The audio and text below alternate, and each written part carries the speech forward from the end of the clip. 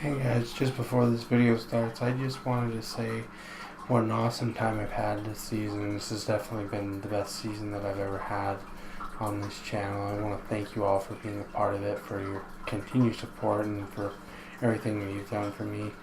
It's really kind of helped me get through all the stressful times like school and everything, and really has helped me to make these videos for you guys. This video took me, I want to say, around like 2 months to create. Been working on it for a while, ever since I think I released Super Mario RPG, to be honest. So I've been working on this hard. I hope you guys really enjoy it, and I'll see you guys next season. I really do appreciate everything you guys do for me. Anyway, without further ado, let's get started. Here's the intro.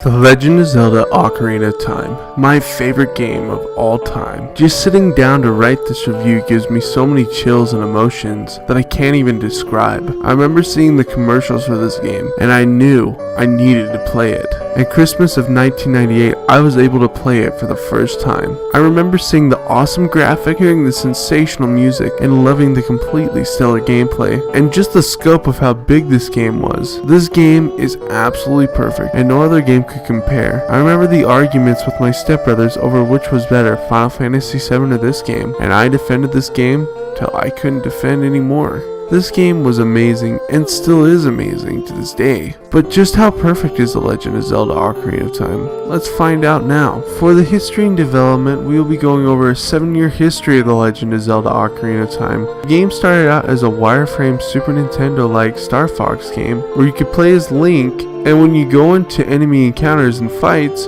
it would go into a first-person mode, where you'd fight enemies. However, nothing was worked on for this part of the game. It was just an idea that the creators of the game had. A couple years later, The Legend of Zelda Link's Awakening was shortly released on the Game Boy in 1993. At this point, nothing was really said about another Legend of Zelda game. However, in Space World 1995, we got this tech demo of a different looking Link in said tech demo fighting a shadow of himself. The game was said to be on the Nintendo 64 disk drive, and the early parts of the game can be seen is Link going around the world in something like a Mario 64 part of the game.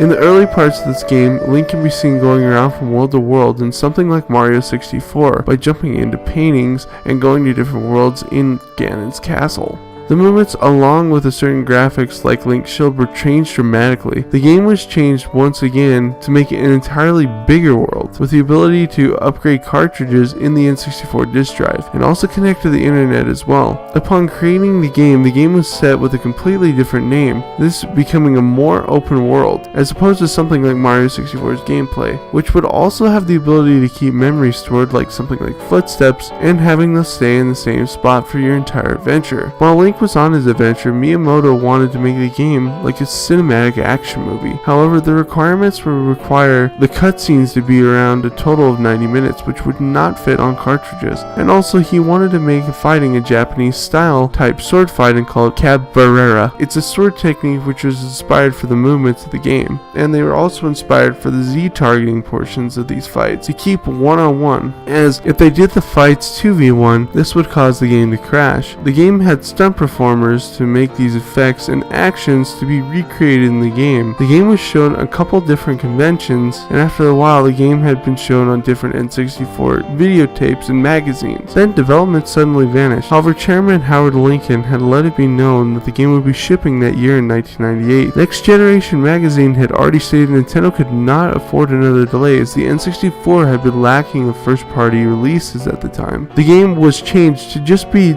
put on a cartridge release instead of the N64 disc drive. The game looked as though it would be running into a collision with the game being released on Christmas of 1998, or the game ultimately being cancelled, or the game being delayed again. The holiday season was fortunate enough to have Zelda Ocarina of Time on store shelves. The game was released on November 23, 1998, under the name The Legend of Zelda Ocarina of Time. The gameplay for The Legend of Zelda Ocarina of Time starts right after you boot the game up. It has an awesome spinning end for the N64. Good lord, I missed this thing. Afterwards, the game goes to the title screen, and what is really cool is Link is riding a horse in the distance. After hitting start, you feel free to select a file, and you can name yourself basically whatever you want to. I chose Link. Yeah, cause I'm a simple man. Once a short little cutscene happens, you're free to move around. In most 3D Zelda games, there is no jump button, so you do need to get to the edge of the plane and objects in order to actually jump. This makes for some platforming challenges, and it makes them a bit harder. But I really like this because you have to really think about what to do for the next puzzle. The movement for Link is super tight and smooth. I love how this game moves, although Link kind of runs at a medium speed and is a bit slower for some expert players. It helps people trying to get into this game a bit slowish because then they can take their pace however they want to. Battles by Z targeting. This is a form of targeting that happens when you go up to an enemy and they will lock onto the enemy target.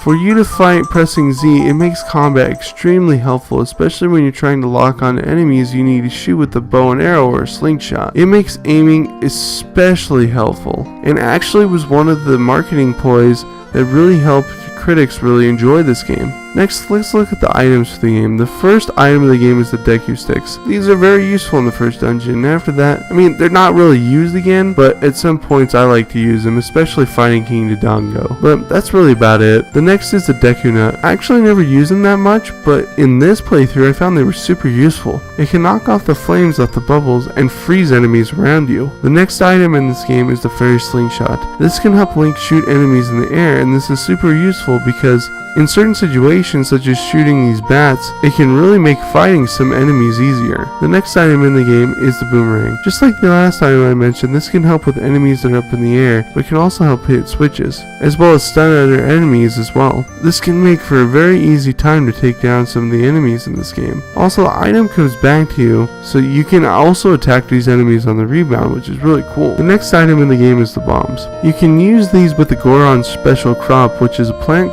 bomb of sorts. This blows things up just like a bomb in real life. But you can get bombs which you can carry in a separate bag, and they allow you to blow up things without using the special crop. And generally speaking, you want to use these anywhere throughout the entire game. The next item is pretty disappointing, as this bomb really only works in 2 separate parts of the game, not including this minigame right here, and nothing else, which is not that fun. These items are the bomb chews. You put them down, they basically go in the direction you're facing, which can really help you blow stuff up in higher reach places. But honestly, you can use bombs a crap ton in these same scenarios. The next item in the game is the Lens of Truth. This can help you find and see invisible things. This can also help you cheat in a minigame. It is super useful, and it is required to beat the game. However, you can use it in different scenarios and not just in the Shadow Temple, but you also need this to beat the boss in the Shadow Temple as well. The next item in the game is the Magic Bean. I'll be going over the side quest a bit later, but this is what you use to plant with the plots of soil around, which can help Link get to high reach places faster in the future. The next item in the game is the magic spells. You get these from the fairy Din's Fire, Pharaoh's Wind, and Nehru's Love.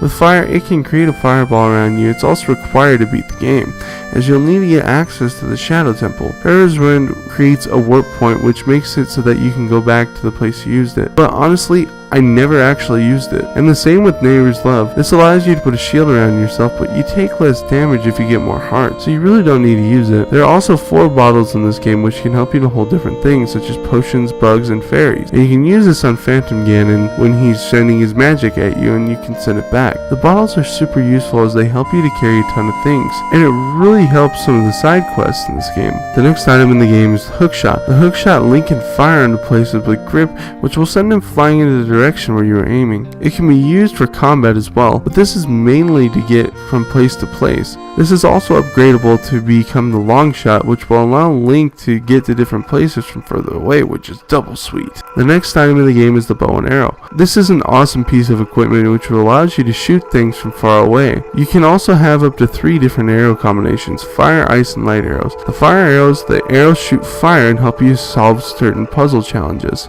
Next one is the ice arrows. Probably the most useless item in the game. It shoots ice and there's really no use for it, which is really dumb. Luckily, Majora's Mask utilizes these arrows a lot more. The light arrows help you defeat the final boss and dispel the barriers. I don't know if the arrows are kind of disappointing in a way. The one with the most use is the fire arrow, which is also kind of disappointing. The next item in this game is the Megaton Hammer. This you can do super damage to opponents and it helps you to hit switches that are rusted and also break some boulders. This helps you get to different areas throughout the game. This is a very useful tool and I love this hammer. The hammer in Wind Waker looks really cool, but this one's cooler to me anyway. Next, I'll go over the different equipment you get in this game. The first being the 3 swords. In this game you get the Kokiri sword, the Master Sword, and the Big Goron sword. The first sword in this game you use as a kid. This baby is super useful, but the range on this particular sword is lacking. I can't complain because this is the first sword you get in the game. But for reals, you could have made it a bit bigger for Link. I'm just saying, this makes things a bit harder, and it would have made things a tiny bit easier, as you have to get super close to fight some of the enemies in the game with this. The Master Sword is the perfect sword for Link,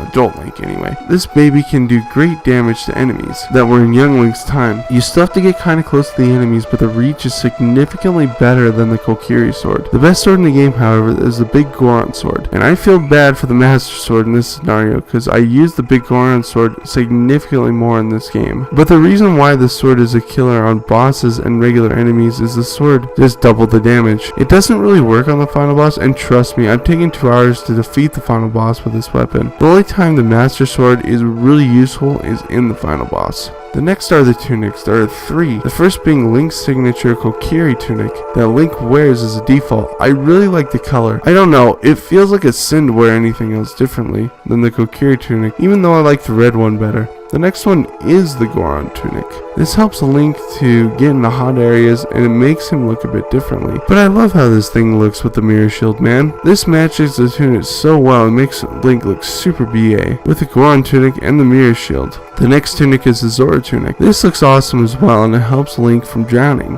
when underwater. This really helps in the water temple, as the water temple is mostly water. The next piece of equipment is the shield. The first being the Deku shield. This shield is really good when you're not in a fiery area. Other than that, it's really the weakest shield in the game. It's kinda meh. The next shield in the game is the Hylian shield. This shield will help you out as young Link in fire areas. However, Link cannot hold it as a child. However, as adult Link, this adult Link shield looks really good with Link. However, to be honest, this shield is just kind of a vanilla bland shield. The design is cool, but it's really not that special. The next shield is the cool mirror shield. This is my favorite shield in the game. This shield can reflect light as well as certain magic attacks, which can really make this game super cool. The effects when sending back magic is so cool as well. You only really get to see it once, but it's a lasting effect on me. The next form of equipment is the different boots you get. The first is the Kokiri boots. Again, I don't have anything to say, but they make Link look like a hero. Yeah. The next boots are the iron boots, which can send Link to the ascending abysses of the water. When you use the Zora tunic with it, it helps you to be able to stay underwater for a long period of time. The final boots are the hover boots. This can help you hover for an extended period of time of getting into the next platform. They're super useful but super slick, which can get annoying after a while. I seriously want Link to hold still, but it's never going to happen. The next form of equipment is the gold and silver gauntlets. These are really cool. It is awesome to see Link lift things that are super huge and throw them onto the ground or slam it into the wall. Holy heck, this is awesome. The next piece of equipment is the scales. The scales are the standard diving. The silver scales and the gold scales enhances how long you can dive and increases your diving powers. All in all, the items and equipment are really fun to use. Some might say some of them are pretty situational and not useful at all, but a lot of them really help Link on his adventure. Next thing I want to cover with gameplay is the side quest. I'm not going to go over all of them, as there are a ton of these I've talked about, and a lot of them actually go into the side quests I'm going to talk about now. The first being my favorite side quest. This is the Heart Piece side quest. Scattered around Hyrule are pieces of heart, 36 in fact. When collecting 4 of these, they'll give you an extra heart, which is awesome. They aren't really that hard to find, but they really help Link on his journey. The next is the Fairy Fountain side quest. These fairies have given powers to Link, like magic attacks like I stated earlier, and double magic and also a spin attack. As well as finding these can be really useful. Not only does this help you get abilities, but this can help you get healed back and also replenish your magic meter as well. The next side quest is the Big Capo side quest. After you get the bow and arrow and a horse, you can shoot ghosts in Hyrule, and after killing all 10 of these and taking back this weirdo, he'll give you a bottle. I feel like this side quest is a bit of a waste of time, and for how tedious of a task this is, it's not really worth the reward. Although this really does help with your aiming skills. The next is the Big Goron sword. This side quest is a little fun collection quest where you need to transfer different items to different people in Hyrule. You get eye drops, which will help the Big Goron, who gives you check and then he gives you the sword. This is well worth it. And also, it helps you to go around Hyrule and meet all the people of Hyrule. I love that you get to explore for this part of the game as a side quest. It helps me stay immersed in the game. It's awesome as well. In The Legend of Zelda Ocarina of Time, you can get a horse. You have to race Ingo and beat him twice, but when you do, then you get to keep Epona, and also save the ranch as well. This is worth your time because it makes getting around Hyrule Field so much faster, and it helps with the other side quests in this game. The next side quest is the Happy Mask Shop side quest. In this side quest, you'll go around with the Happy Masks and sell them, which will help you to collect a butt ton of rupees, which is awesome. The next one is the Bean Dealer. You buy beans and plant them in these plots of soil and turn them into platforms for Adult Link, which helps you get a lot of extra goodies for it. The last side quest is probably the most infamous quest in the game, and this is a Gold Skulltula side quest. People hate this quest, and honestly, I can see why. There are 100 of these in dungeons and also around Hyrule. They're scattered everywhere, and I got every single one of these. This is something that I like because I'm really a completionist at heart. However, with this quest, it is very much for people who like to actually collect things like I do in 100% games. And really, you can collect 50 of these if you're just trying to get all the pieces of heart. And to me, for having 100 things to collect in this situation is a bit overkill. They should have done something like 50, and that could have been enough to get you 5 prizes. You could have hid them in different spots and scattered them in different places throughout Hyrule. But I digress. The next thing for gameplay is the minigames. The minigames are kind of fun, except a select few I can't stand. There's a minigame in Gerudo's Valley and I hate it. It's an arrow shooting game while riding a horse. It's hard to aim everything just right, and moving it is super difficult. However, the other games, albeit, are a fun challenge, and I love collecting things from these minigames. The upgrades and the heart pieces are a ton of fun, and I really enjoy the minigames in this game. The enemies in this game are super awesome. I see that these enemies really could be something out of the medieval times, for the first being the Deku Babas to the Staff Children and even the Tektites and much more. I love taking on enemies as they really drop super good things like hearts, Deku Seeds and Deku Sticks and magic and much more. And the enemy placements aren't bad as they're all in good spots and they keep it fair, as well as the enemy designs are awesome as well. They keep the game flowing and awesome, but does not get annoying at all. The bosses in this game are always fun and some of the best parts of the game. I'll go into each of them. This does not include some of the side bosses in the game. These are the bosses that truly deserve me talking about them. But honestly, this review would take way too long if I looked at all the bosses. The first being Queen Goma. Obviously, this boss is the easiest boss in the game, but it is very creepy. As a person who hates spiders, this definitely took me by surprise as a kid. I love fighting this boss. However, the battle ends super quickly. I wish it was a bit harder and a bit longer. King Dodongo is also pretty short. If you throw bombs at his mouth when he sucks in, you can jump attack with a stick and hit him twice to defeat him. The next boss in the game is the Big Octo. This guy is easy, and yes, I take a lot of damage from him. But trust me, taking hits from him to help him spin around and hit the boomerang with cutting with your sword can make the boss cake. The next boss is Baronade. This is a parasite taking over Lord Jabba Jabba. The most different boss of the Young Link era of the game. Use your boomerang to cut him down to size and then stun him. His electrical attacks can be pretty deadly, but with a good amount of dodging and spamming attacks, this guy is no issues. The next boss is the Phantom Ganon. One of my personal favorite bosses in the game, and to be honest, it's because of the trickery he uses. He He puts in a fake Ganon when jumping through the portraits and makes this the hardest boss of the game so far. When you find him, he is up in the air and shooting volley shots at you as well. Going back and forth hitting him and then ripping him apart with your sword is so satisfying, and I love it so much. The next boss is Volvagia. This boss is pretty spectacular as he goes up in the sky, and when you fight him, he'll dip down into holes and you can knock his face in by using the hammer. This is so satisfying. The next boss is Darkling, a little nod from The Legend of Zelda 2.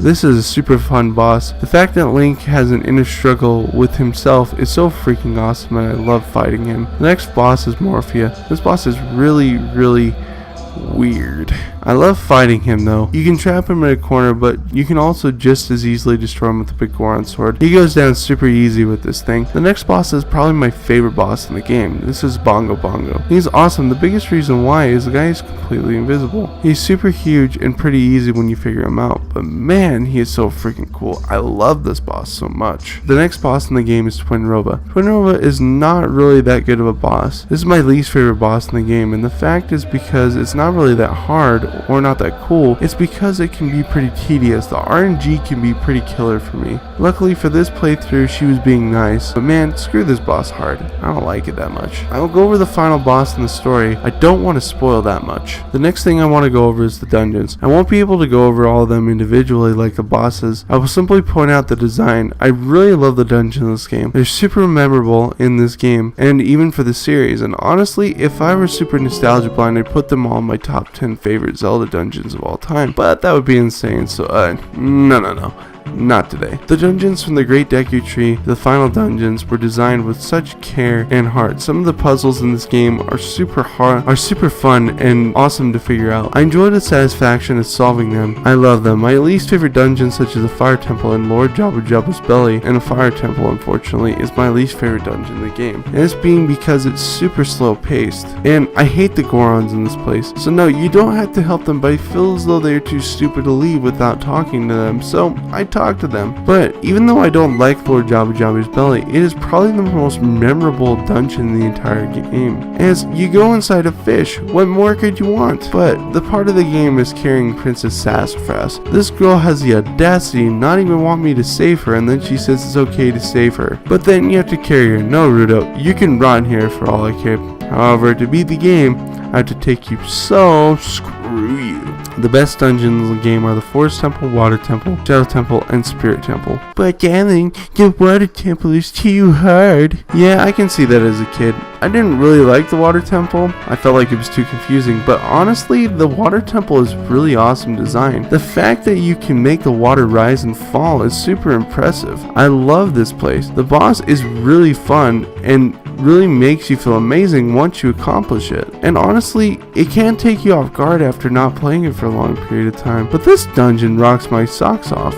It's definitely my second favorite dungeon in the game. The Forest Temple is my favorite dungeon in the series and also in this game. Oh my goodness, when you first get to this class, now you know you're playing with the big boys. The boss along with the enemies are extra difficult, but man oh man, I love it. It is so atmospheric, and I love how especially you go into the temple by flying in by hookshot. The Shadow Temple is my third favorite dungeon in the game. It is really underrated. I see people complain about this being too dark, and to that I say, duh, that's the point. The atmosphere and everything is dead and has a really cool boss, and it just feels awesome to finish this one. The Spirit Temple is a great temple. It's split in playing as adult Link and young Link. I love the puzzles. Some of them are super difficult. This dungeon is so amazing and I love it so much. The dungeons have amazing design and they really give exceptional gameplay. Sure, some games like Twilight Princess structurally may have dungeons better, but the most memorable ones are this game in the series in my opinion. The next thing about this game is the adventuring and exploring. When I first get out to Hyrule Field, I get excited to explore this world. There are some parts that you cannot go to, however, but when I became adult Link, I decided to explore and take on the side quests first, before even going to the Forest Temple. And while I say that Breath of the Wild did the adventuring better, for one of the first games to do this is extremely solid. I love seeing all of Hyrule, and to take the game at my pace, and to see everything I want to see. This review really showed me how great this game is with the adventuring. I am so happy that I played the game this way. I was a little OP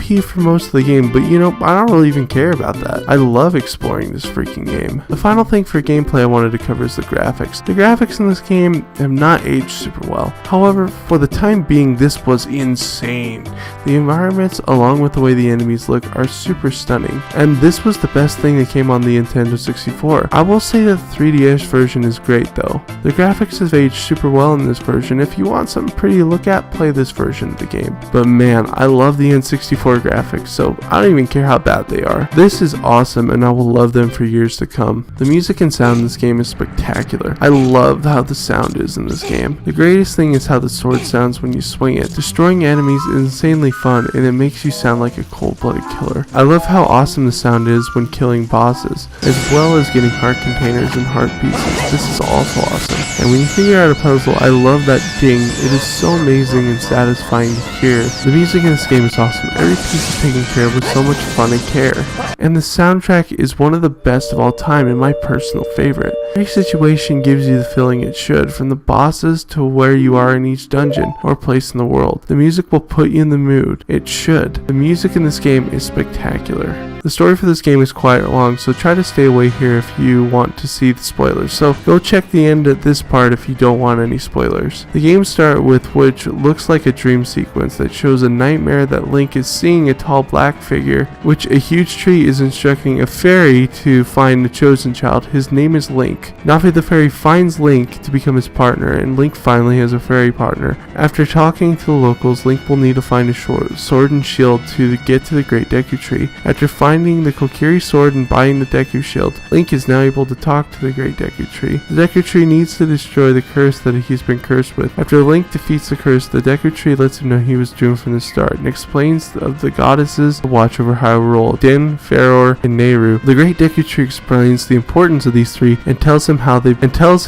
they come together to become the symbol of the Triforce. The Great Deku Tree gives Link the spiritual stone of the forest and sends him to find Princess Zelda in the castle, and after a few heartfelt goodbyes, Link heads to find Princess Zelda. After getting past the guards, seriously, they're stupid easy, you should have an easy time here. She explains to him about the evil tyrant Ganondorf. Link leaves the castle with Impa, and after getting Link then leaves the castle with Impa, giving him Zelda's lullaby, and explains he needs to go to the top of the mountain to learn more of the city there. Link finds the leader of the Gorons, Darunia, and wants a song played for him that he can dance to. He head back to the forest to find Saria in the Sacred Meadow. She gives him the song that Link needs. Link goes back to Darunia to play Saria's song and his depression goes away. After Darunia explains that he will not give him the spiritual stone of fire, that he would need to earn it by taking care of the monsters in the Dodongo's cavern. After Link takes care of the Dodongos, Darunia gives Link the stone, and then he sets out to Zora's River, where he finds the city of the Zoras. King Zora states that his daughter has gone missing, and Link finds a bottle with a letter, and gives it to him to find Lord Jabu Jabu, their fish god. Not feeling well, being the nice guy Link is, he gives Lord Jabu Jabu a fish, and Link gets sucked in. Link finds Princess Ruto, and carries her throughout the dungeon, where she ultimately gets kidnapped by a fish. Okay, whatever. Link then proceeds to take down a virus that's causing Lord Jabu Jabu to get sick, and receives a final stone from Ruto, only if Link agrees to marry her. After Link sets out to Hyrule Castle, as soon as he reaches the gates of Hyrule Castle, we see that Zelda and Impa are riding away really frantically.